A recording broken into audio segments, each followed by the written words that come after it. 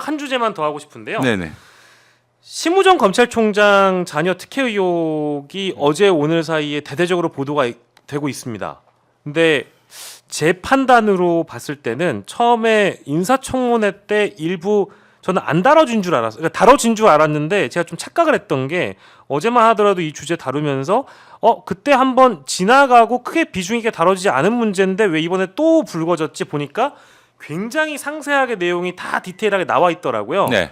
근데 국립외교원과 외교부에서 채용을 하는 과정이 있었던 일이고 어쨌든 두 가지 자격 요건이 안 되는 거였고 네. 두 번째 석사기를 취득하지 못한 상황이죠. 그렇기도 했고 또 심지어 기간이 안 돼요. 실무 기간이 2년이 안 되는 상황에서 취업이 불가능했는데 그 길도 열어줬다라는 거. 그렇지. 외교부 자체 해석을 뭐 오늘 해명을 보니까 35개월이라고 또 얘기를 했더라고요. 예. 그리고 그 외교부에 또 그 공직으로 들어갈 때는 피해자가 있습니다. 네. 즉 이미 불합격 처리가 된 대상을 보니까 그분은 뭐 불합격 처리의 이유가 영어 능통자를 뽑는다고 해놓고 나서 불합격 처리의 이유가 한국어에 능통하지 않아서 불합격 처리를 하고 그 다음에 심우정 검찰총장의 자녀를 특혜 채용을 해준 걸로 보여요. 그러면 이게요 조국 전 장관 당시에 어떤 그런 수사 논리로 비춰봤을 때 이 불공정함은 바로 잡아야 되는 거 아니겠습니까? 열문지화 당할 일이죠. 예. 당연합니다. 심우정 검찰총장이 약점이 많이 잡혀서 윤석열을 석방시킬 수밖에 없었다라는 이야기가 있었잖아요. 네. 이 약점일까 하는 생각이 들고요. 이 부분은 공수처가 수사할 일이 아닌가 싶은데요. 네, 공수처가 할 수도 있고 이거는 검찰이 스스로 수사를 못할 테니까. 검찰이 어떻게 수사를 해요? 네, 절대 예. 못하죠. 예. 네. 이거 같은 경우에는 과거의 정상적인 검찰총장이라면 특수본을 만들어 가지고 예. 나는 관여 안 할 테니까 니네들이 해봐라. 보고도 나한테 하지 말고 너희들이 알아서 수사해라. 예. 우린 협력하겠다. 네. 뭐 나하고 딸이 협력하겠다. 이렇게 나와줘야 되는데 그럼 국민들이 이제 빈축을 살 거 아니에요? 네. 공수처가 수사하는 것이 제일 좋죠. 그게 뭐 어렵다면 특검을 통해서 수사하면 될 텐데 네. 약점 많아요. 심우정이 네. 뭐 인천지검장으로 있을 때 인천세관 마약 사건, 마약 수사 무마 사건도 있었고요. 네. 거기서 이제 김건희 등의 이익을 대변해서였는지 곧바로 검찰총장이 됐고요. 네. 네. 이번 윤석열 석방 과정에서 네. 정말 이해할 수 없는 그런 행동을 하면서 윤석열의 이익을 대변했고요. 이런 것들 종합 판단해 보면은 심우정의 이런 감추고 싶은 비리가 네. 그런 말도 안 되는 조치를 불렀고 또한 딸 채용과 관련해서 부정한 그런 행태 아니겠습니까? 네. 부당 채용이고 아빠 찬스고 그런데 이렇게 된 것이 결국 심우정이가 윤석열에게 충성했던 이유가 아닌가 바로 여기서 규명이 된다라고 볼 수 있을 것 같아요. 실제로 이 기사가 드러나기 이전까지는 뭐 물론 즉시항고 포기로 인해서 내란의 공범 아니겠느냐 네. 이렇게까지 판단도 됐지만 심우정이 검찰총장직을 반드시 사수하고 버텨야 하는 이유가 이게 있을 수도 있겠다. 어리석은 사람이지 이 권력이 얼마나 간다고. 아니 그렇다 뭐 이제 심우정 입장에선 당연히 윤석열이 돌아오는 것을 바라고 있을지도 모르기 때문에 게다가 자신의 어떤 개인 비리 의혹이나 이런 것들이 드러나면 안 된다라는 가정을 해보면 더 오히려 버틸 가능성이 높겠다라는 생각이 들고요. 네. 지금 뭐 어쨌든 공수처가 심우정 검찰총장을 입건한 내용도 있고 실제 대검을 압수수색했던 전례도 있고 서부지검이었죠. 서부지검을 압수수색했던 전례도 있고 하니 이거를 잘 만약에 공수처가 수사를 해본다면 심우정 검찰총장의 뭐랄까요? 지금 직을 위태롭게 만들 수도 있는 가능성이 좀 있어 보입니까? 과연 공수처가 그 정도의 역량이 된다고 보세요? 어떻습니까? 이미 이번에 그 윤석열 구속 취소 소송 단계에서 네. 그 검찰이 즉시 항고를 하지 않고 네. 포기를 하고 윤석열을 풀어줬잖아요. 오늘 이제 공수처가 검사를 배당했습니다. 당장 공개 소환 조사를 요구해야 하고요. 예. 안 그런다 그러면 체포영장 치는 이런 적극성을 보여줘야 됩니다. 이건 사실 공수처의 앞으로의 생존과도 직결되는 문제예요.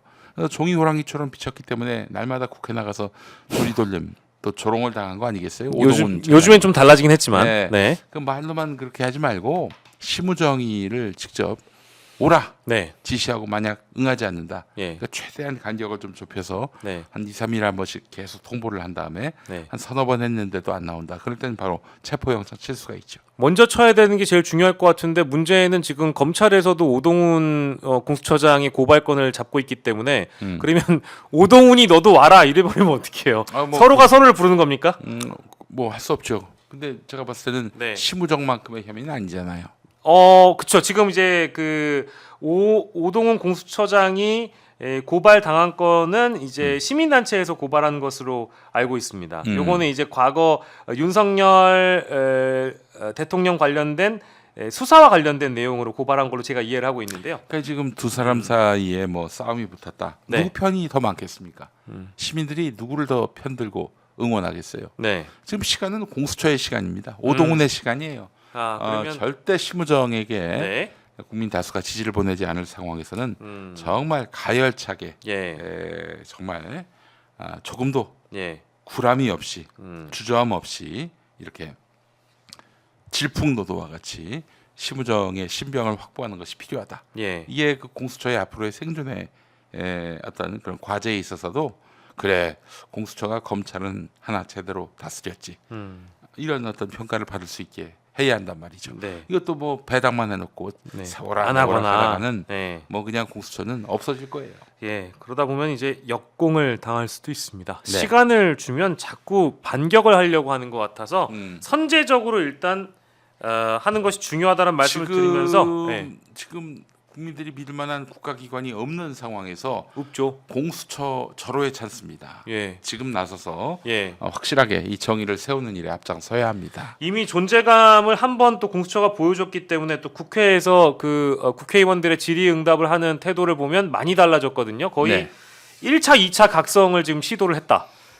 오동훈 공수처장이 그런 생각이 들고요. 일단 심우정 검찰총장하고 외교부가 심우정 검찰총장 자녀 특혜 의혹과 특혜 채용 의혹과 관련돼서 입장을 오늘 내긴 했습니다. 근데 외교부는 아까 제가 잠깐 소개해드린 대로 그 자격 요건에 부합했다라는 의미로 35개월인가 36개월이라고 거론을 하면서 2년 이상 됐다라고 얘기를 하는데 거기에는 공부한 기간이 포함되어 있어서 사실상 실무 경력이 아니거든요. 네. 외교부 해명이 더 잘못됐다라고 일단 지적을 하고 싶고 두 번째는 심우정 총장도 거기에 일단 얼쑤하고 이제 외교부 해명에 또 한 숟가락 얹었죠. 그래서 네. 본인의 해명을 들어보니까요. 이미 인사청문회 과정에서 상세히 소명하고 검증을 거친 내용이다. 근데 뭐 그 이후에 지금 의혹이 더 추가적으로 제기가 된 거니까 이거에 대해서 해명을 해야 되겠죠.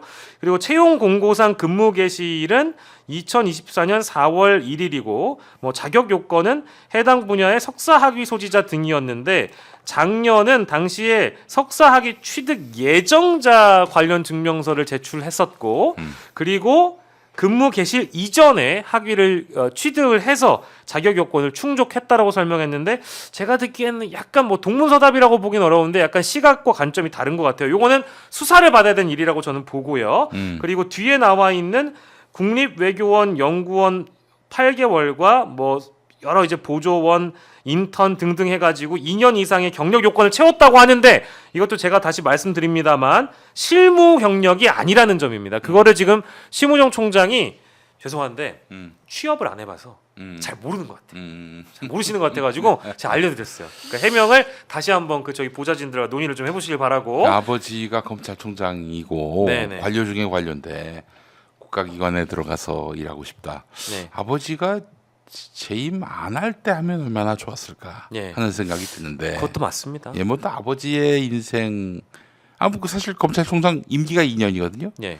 2년 사이에 좀 더 자신을 더 가꾸고 예. 아버지 퇴임한 다음에 어디다 뭐 지원을 한다든지 그럼 누가 뭐라고 합니까? 그렇습니까? 아버지가 재임 중에 이렇게 누구도 신경 안 쓸 수 없게 만드는 그런 지위에 올랐을 때 이렇게 네.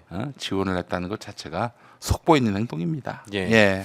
첫 번째 게 법무부 차관 시절, 두 번째 게 검찰총장 시절인데요. 예, 이거는 말씀 주신 대로 공수처가 면밀하게 수사를 해줬으면 좋겠습니다. 오늘 네. 이 내용까지 우리 김용민 평화나무 이사장님과 함께했고요. 화요일 이 시간 여러분들과 그래도 좀 기운 내면서 방송할 수 있어서 좋습니다. 제가 요즘에 가장 좋아하는 말, 비관주의자는 아주 가까운 현실에 힘을 발휘하는 것이 현실이기도 합니다. 뭐 주변에 이제 비관주의자들이 넌 안 될 거야. 이거는 뭐 나쁜 결과로 흘러갈 거야. 비관적인 말씀을 하더라도 결국 세상의 큰 흐름을 바꾸는 건 낙관주의자들이 역사의 흐름을 바꿔왔습니다. 그러니까 여러분들도 오늘 저희와 함께 낙관주의자가 되셨으면 좋겠습니다. 윤석열 파면 선고가 내려지는 그날까지 정치 라이브가 함께하겠습니다. 김영민 목사님과 이 시간 함께했습니다. 고생하셨습니다. 네, 고맙습니다. 네.